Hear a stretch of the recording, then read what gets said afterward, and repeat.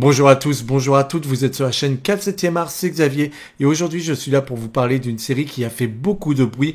Oui, j'ai un couvre-chef sur la tête, j'ai une coupe de cheveux horrible, donc on va passer outre et on va parler de justement cette série qui a fait beaucoup de bruit, une série Netflix qui est sortie il y a 2 ou 3 ans, je penche plus sur 3 ans, et une série qu'on attendait énormément tant elle a fait beaucoup de bruit quand elle est sortie. Mais ça y est, elle est sortie, la saison 2 est arrivée il y a quelques jours et elle est sortie par plusieurs parties. On a vu la partie 1 et dans quelques jours on aura la seconde partie puis une troisième partie. Ils sont gourmands, ils nous font attendre, mais pour le meilleur. Honnêtement, cette série c'est du gratin. Alors c'est une série où 50 personnes de base avaient travaillé sur la saison 1. 50 à 70 personnes on nous dit. Mais plus 50. Ils ont mis plus de 7 ans à la réaliser.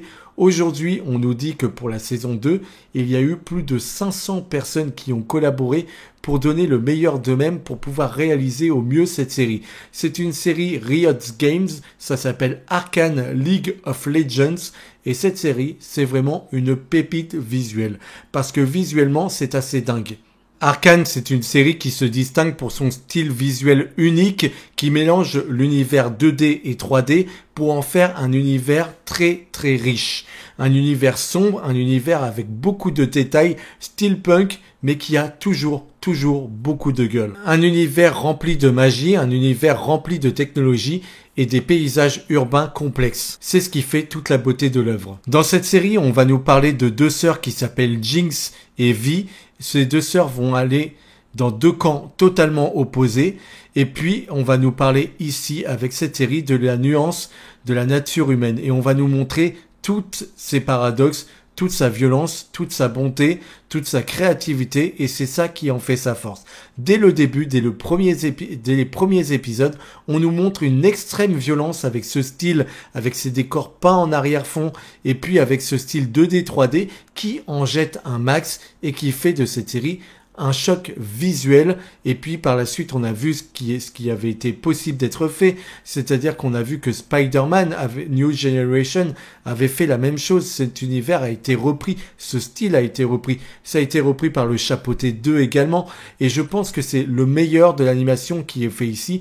Et en termes de série, le fait que la série soit violente, le fait que la série soit brutale, c'est ce qui me plaît moi, c'est ce qui fait que j'ai accroché tout de suite, parce qu'on parle vraiment à des adultes avec cette série et non avec des enfants. Et avec League of Legends, vu qu'on adapte un jeu vidéo qui est simplement normalement combattre des personnages, on aurait pu se dire qu'on aurait eu un truc plan-plan ou pas très bien articulé. On voit ce que ça a donné avec des séries comme Terminator sur Netflix ou encore Tomb Raider, deux séries qui ont amené de l'animation mais que je trouve peu intéressante et qui par moments justement manquent d'humanité. Et ici, le cœur de la série est fantastique parce qu'on ressent tout, parce que la violence est là, parce que la bonté est là, parce qu'on est le cœur des humains, c'est ce qui fait le cœur de cette série. Et donc on est toujours meurtri par ce qu'on nous raconte, parce que c'est toujours très cru, très violent, très caché avec nous, et on ne cache rien, et c'est ça ce qui est magnifique dans cette série. C'est pour ça que moi je suis convaincu à 1000% que cette série est juste une petite pépite qu'on verra rarement sur des plateformes ou au cinéma. Alors comme je vous l'ai dit, l'histoire tourne entre deux sœurs qui vont aller dans des camps opposés alors qu'un conflit est en train d'exploser et que la ville va être mise dans le chaos. Et on a une technologie qui va être abordée, qui permet d'utiliser de nouvelles armes, qui permet de construire de nouveaux matériaux, etc., etc. Et on va montrer que utiliser cette technologie, c'est bien, mais quand on la maîtrise pas, ça peut aussi amener à des dangers. Et on va nous parler aussi des classes sociales dans cette série. C'est ça qui va être très intéressant.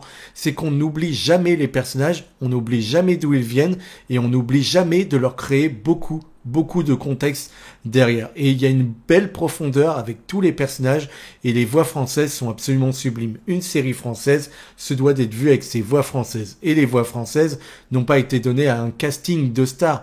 Non, ça a été donné à des gens qui maîtrisent l'animation, qui sont des gens qui ont toujours travaillé en voix off. Et là, c'est sublime pour bien des voix. Je dois dire que le méchant de la saison 1, c'est délicieux.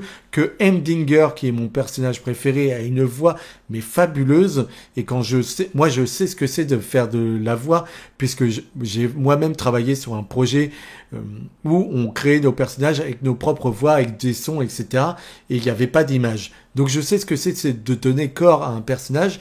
Et quand je vois ça, je suis juste stupéfait par le travail qui a été fait derrière. Donc cette série, vraiment, moi j'applaudis tout le temps. À chaque épisode, je suis émerveillé. À chaque épisode, j'en veux toujours plus. Et quand je sais que la série aujourd'hui va s'arrêter après 2 saisons parce que ça leur demande beaucoup, beaucoup de pognon, je suis très triste de l'apprendre. Je vous parlais de technologie, je me suis trompé. On parle surtout de magie ici.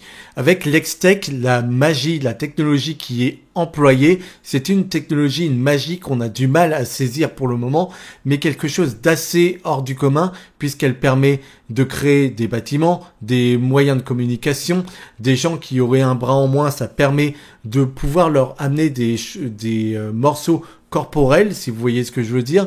Et puis, ça permet de créer des armes, mais c'est une arme qui peut être aussi novatrice que destructrice, donc elle est très convoitée et elle peut amener à l'implosion de la ville, clairement, parce que ça peut être vraiment une arme qu'on retourne contre soi et ça peut être un danger réel. Donc on voit que même si on l'utilise, on voit que dans les mains de gens mauvais, c'est quelque chose de catastrophique. C'est par exemple le nucléaire comme nous on a aujourd'hui. On a des bombes qu'on pourrait faire péter sur n'importe qui, mais on voit aussi comment on l'exploite du bon côté pour en tirer des choses, l'électricité, etc. Bon bah voilà, l'Hextech dans cette série, c'est la bombe du nucléaire chez nous. C'est un petit peu cela. Et je trouve que c'est très bien utilisé. Il y a 2 personnages que j'adore dans cette série dont je vais vous parler ici. Je vais vous parler du personnage de Mel Medarda, qui est un personnage influent du conseil de Piltover. C'est une femme politicienne rusée et c'est une femme que je trouve extraordinaire. Déjà, je la trouve d'une beauté sublime. Alors, c'est de l'animation, certes, mais je trouve qu'elle est très bien retranscrise et je trouve que le personnage a beaucoup de poids, a beaucoup de valeur. Et en deuxième personnage que j'aime beaucoup, il y a Hemdinger, qui lui est un personnage qui a créé beaucoup de bâtiments de la ville, qui est un architecte, un personnage dont on a besoin. C'est un peu lui un membre fondateur du conseil de Piltover. Et ce personnage-là, je vous avais dit que j'adorais la voix qui lui est apportée en version française. C'est vrai, je trouve que sa voix est extraordinaire. Le personnage d'Hemdinger, si je l'aime, c'est parce que c'est un personnage qui va toujours de l'avant. C'est un personnage qui est en quête de progrès. C'est un créatif, c'est quelqu'un qui a inventé des tas de choses, qui a bâti des tas de choses également. C'est un scientifique, c'est un homme d'expérience. Et c'est ça qui me plaît dans cette série, c'est la sagesse, ce personnage-là. J'adore ce qu'on fait de ce personnage. J'adorerais le voir se battre une fois pour toutes, même si je pense que ce ne sera jamais le rôle de ce personnage-là. Pour ce qui est de Mel Medarda, c'était un personnage influent qui a conspiré beaucoup dans cette ville et qui a apporté énormément de rebondissements dans la saison 1. Et c'est pour ça que le personnage est resté intéressant parce qu'il aurait pu être très vite mis de côté ou laissé de côté. Et après, on a des personnages comme Victor, ceux qui sont les apprentis de notre cher Hemdinger. On a Jinx et Vi, évidemment, ce sont des personnages passionnants. Du côté du mal, on a ce grand méchant qui est là. Voilà, on a énormément de grands rôles dans cette série. Mais je dois dire que le retour de cette série faisait du bien pour 2 raisons.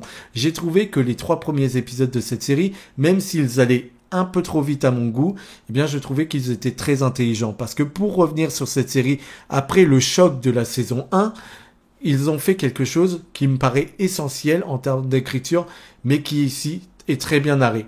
Le premier épisode se concentre sur Vi.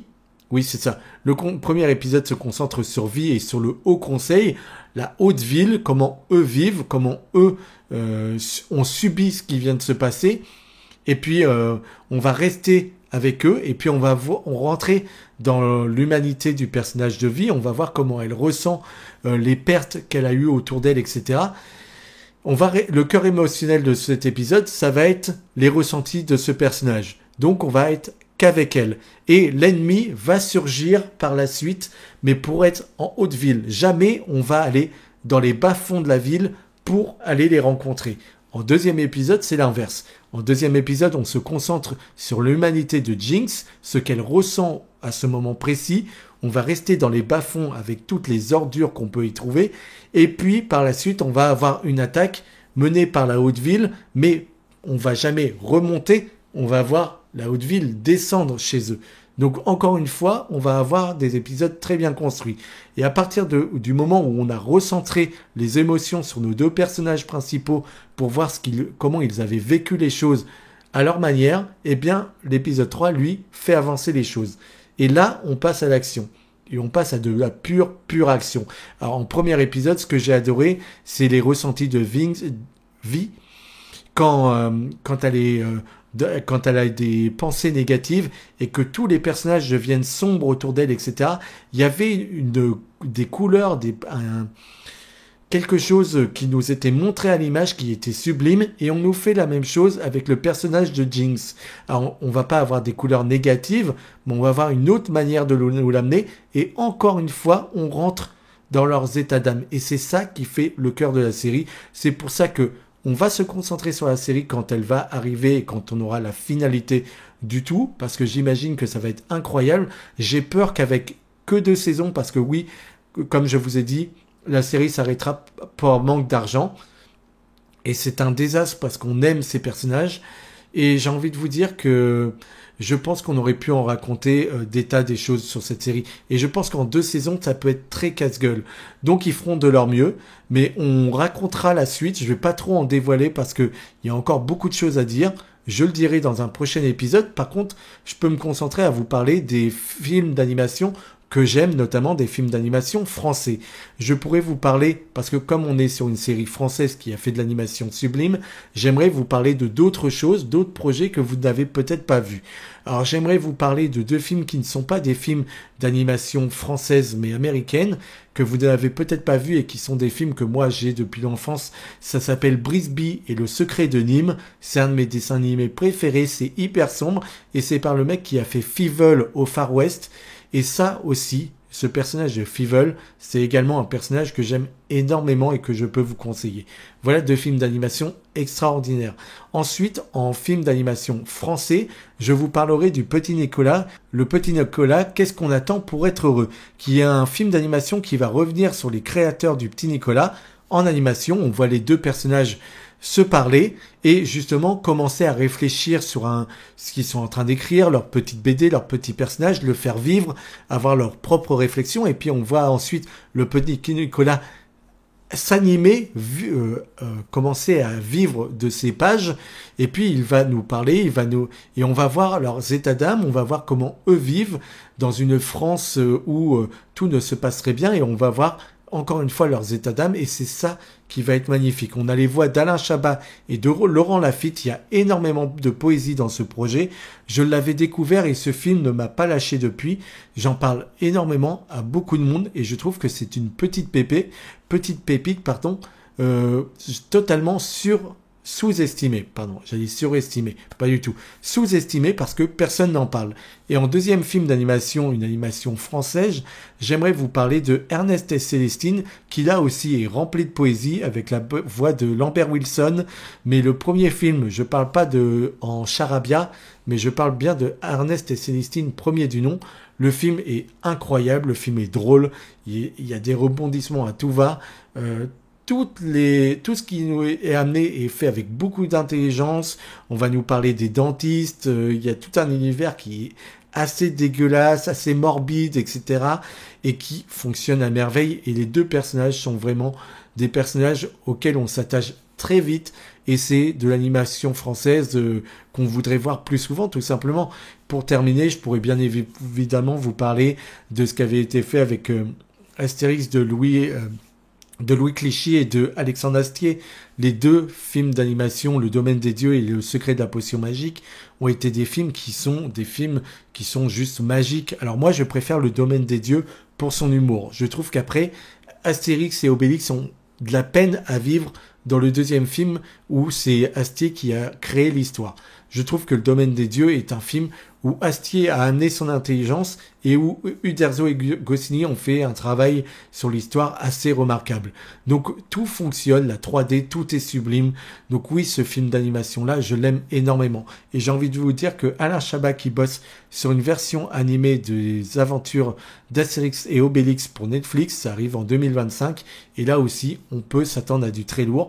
En tout cas, on croise les doigts. Mais voilà ce que je pouvais vous dire sur de l'animation et ce que je pouvais vous dire sur ce qui était la saison 1 de Arcane et sur les 3 premiers épisodes qu'on a pu découvrir. Sans aller dans le détail, voici ce que je pouvais vous en dire. Et on reviendra bien évidemment pour clôturer cette série et pour vous dire toute la finalité, le résultat que cette série aura donné. Est-ce que ça aura été trop rapide pour une fin trop brutale ou est-ce qu'on aura une fin juste qui aura amené une des meilleures séries tout court. Voilà, c'est tout ce que j'avais à vous dire. Merci d'avoir été au bout de la vidéo et on se retrouve bien évidemment très vite. Vous likez, vous partagez, vous commentez. En description, il y a une web-série où j'étais régisseur, script et où j'ai fait une petite apparition. On a besoin de vous. Allez voir la vidéo, likez sa chaîne, abonnez-vous à ma chaîne également, commentez, faites-moi part de vos retours.